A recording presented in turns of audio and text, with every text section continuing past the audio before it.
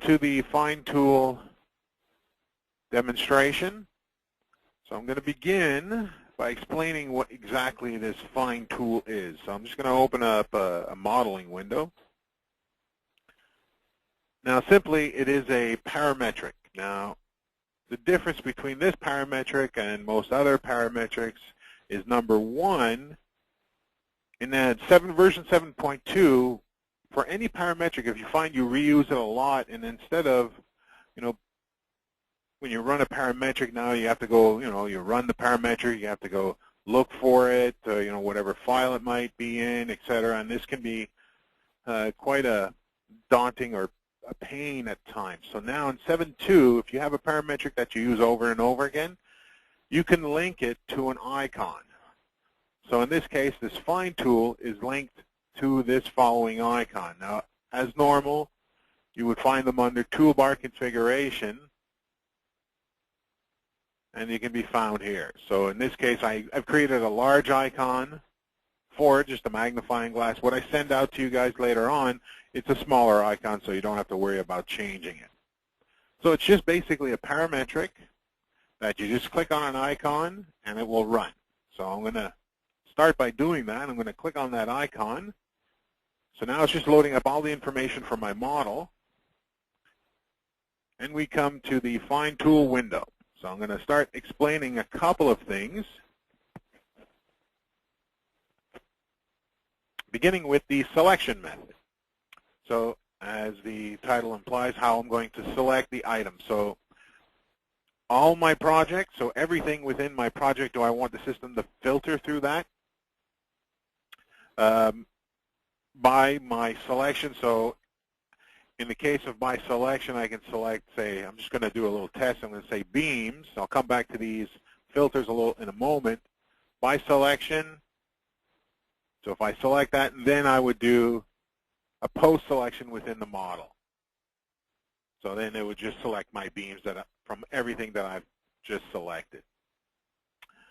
Now, I should have explained a little more in depth what the actual Find Tools does, but I'm sure you've had it where you're searching for something in your model, and okay, how can I do it? Oh, okay, you can use status display. You'll change. Oh, show me all my beams that are 12 by 22s in pink or blue, but it still doesn't help you find them. It just turns them a different color.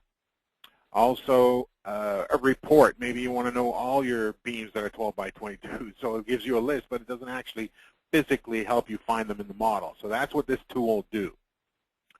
So again, I mentioned the selection method by selection. So basically a post selection.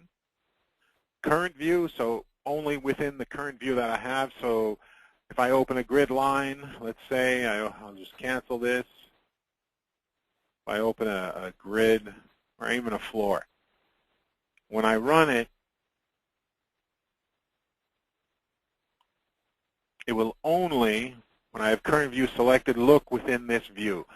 So if I'm looking for, I have a B1 on 3 different floors, but I'm only on the second floor, it will only select the B1 on my current view. Other options. Now this color, it's a little hard to see, but show it in the, you know what, let me go back to my ISO, it's a little easier. Let me run it again.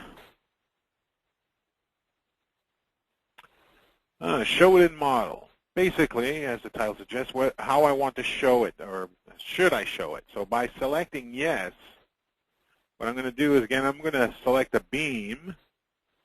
And you know what? Let's see if I got a section size here, a nice large section size. So show in model any beam that is of this section size. I'm just going to click OK.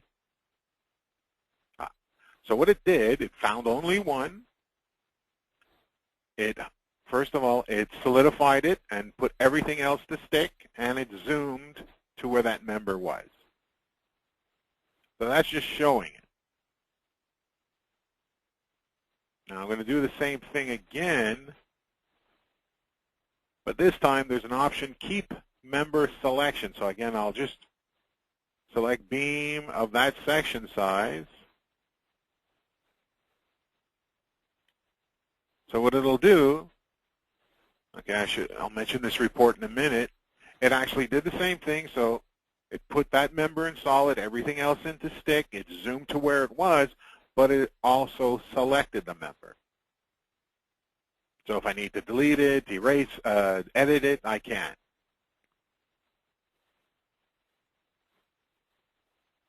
I'll run it again.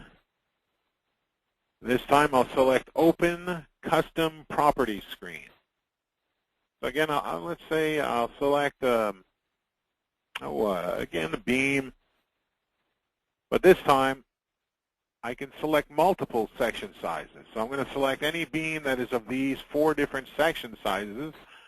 I want to open the Custom Properties screen for that.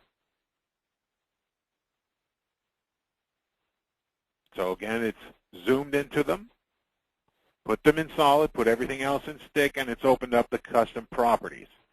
Now, I'm sure everyone is familiar with custom properties. Now, I'll just mention one thing here. This is a custom one that was done, that we did. Now, you're probably more familiar with the design data ones that come with the system. It looks a little differently because we've modified it to have the tabs on the side instead of on the top. But I'm sure you're familiar with the notes and the logs that you can have. So actually, in this case, there is a 4th one, the update system. I'll explain what that is a little later. It has no effect on our on the find tools, but it does give you a preview of what the next webinar is going to be, and which I'll explain at the end.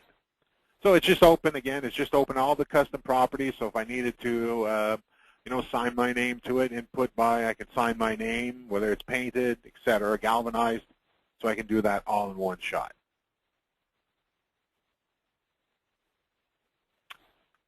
So I'll run that report once more. And the last option is to open the member edit screen. So simply put, let's say I need to find any beam. Oh, let's see here. I'm just trying to figure out. Oh, let's say I have a column made out of, I don't know, tube material. And I need to change this. There was a mistake in the setup. I need to change the steel grade. So instead of hunting and pecking for those columns, I've edited them all, and I can change the steel grades right from here.